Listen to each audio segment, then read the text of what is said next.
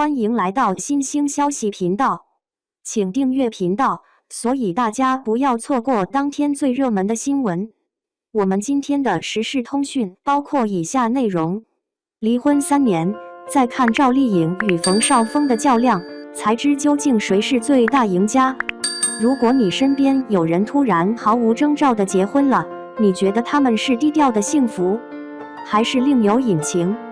又或者说这样的感情仅仅是一时的？在我看来，这样的感情很多都是匆匆来匆匆去，并不会是我们所想的那般美好，那般低调。纵观如今的社会，很多人基本都是有了恋情后从公布发朋友圈，再到最后的结婚，这已经习以为常了。若如今的社会依旧有毫无征兆的结婚，那他们必然没什么真感情在其中。不要不信，看看赵丽颖就知道了。离婚3年，再看赵丽颖与冯绍峰的较量，才知究竟谁是最大赢家。当初赵丽颖与冯绍峰在一起后，没有什么铺天盖地的宣传，更没有任何征兆，很多人觉得是她想低调，殊不知一切没有那么简单。赵丽颖与冯绍峰的感情仅仅维持了3年，这3年二人从在一起到离婚，不得不说太过仓促。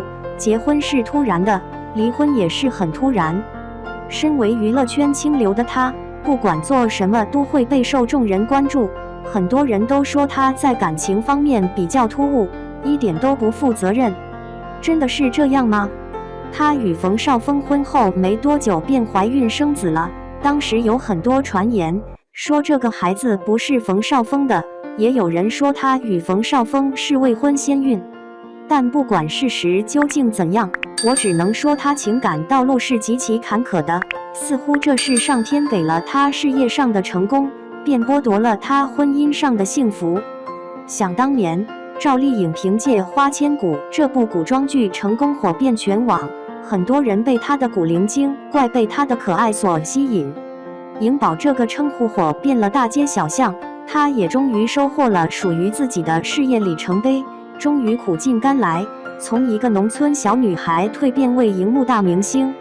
这样的成就，这样的殊荣，不是一般人就能做到的。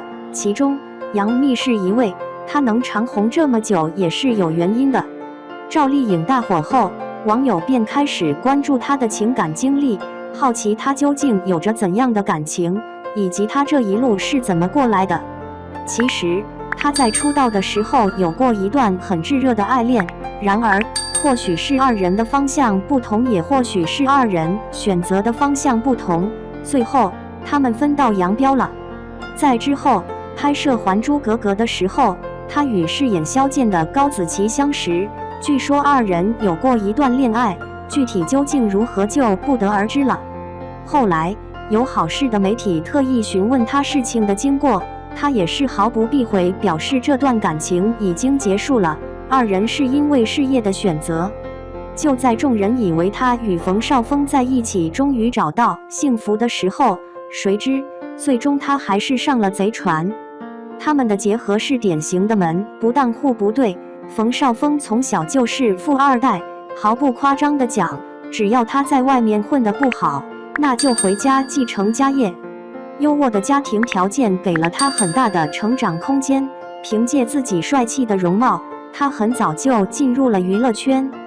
年轻气盛的他在圈内与众多美女转过绯闻，其中最出名的便是他和倪妮，他们二人是在一次时装周认识的。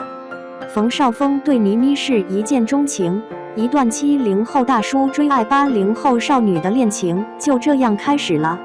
据说当时他们二人还同居了，甚至还见过了彼此的家长，奈何年轻的冯绍峰太花心，即便有女友，依旧难以改掉花心的状况。期间与他有过绯闻的女星数不胜数，当年杨幂甚至当众表示冯绍峰在追自己，引起了一片哗然。冯绍峰与赵丽颖的成长环境不同，俗话说穷人家的孩子早当家，赵丽颖便是如此，而冯绍峰就像个被宠大的孩子般。他们二人中间有很多不和的事情，以至于感情仅能维持3年。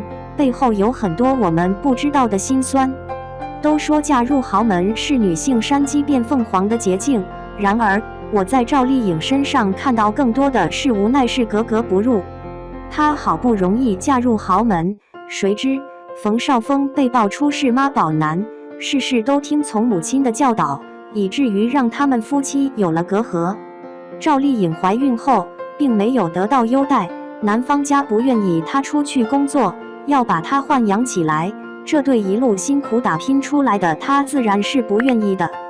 在她的再三坚持下，她终于完成了心愿。当然，感情方面也付出了代价，那便是结束自己的婚姻。